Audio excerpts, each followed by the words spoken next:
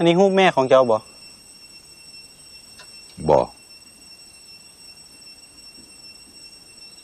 หรือว่าเป็นเมียของเจ้ามันเป็นอันนี้เดี๋ยวนี้มีหญิงที่ขายเฟอร์อยู่ในบ้านหายสาบสูญไปบุกจักว่าเราไปทางใดแล้วก็พวกเขาได้ติดต่อหาลูกสาวเราอยู่ในเมืองแล้วพวกเจ้ามาหาข่อยเนี่ยเราบ่มีสิทธิ์อยู่แขนสันวะ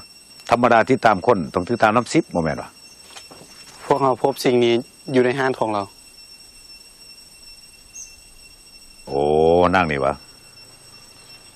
เราเป็นคนเสียจิตเราไปมาๆแถวนั่นแหละตั้งเทื่อ3-4 มื้อเราจะมาเฮือนบ่ต้องห่วงดอกฉะนั้นเราก็มาเองเดี๋ยวนี้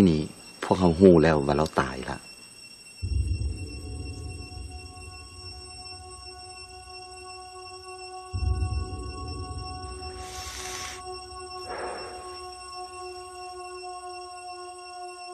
เราอยู่ผู้เดียวเนาะจักเรากินหยังกินกับบุอิ่มบ่เต็ม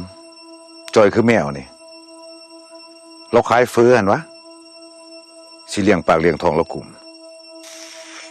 ลูกสาวเราได้สันอยู่ไสคือบ่มาเบิ่งเรา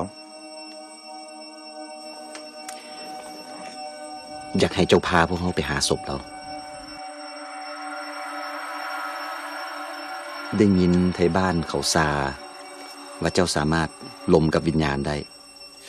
ก็เลยอยากให้เจ้าหันซอยถามวิญญาณเราเบิ่งว่าศพของเราอยู่ไสบ่พวกเขาอยากได้ศพเราก่อนที่ลูกสาวเราสิมาฮอดซอยพวกเขาได้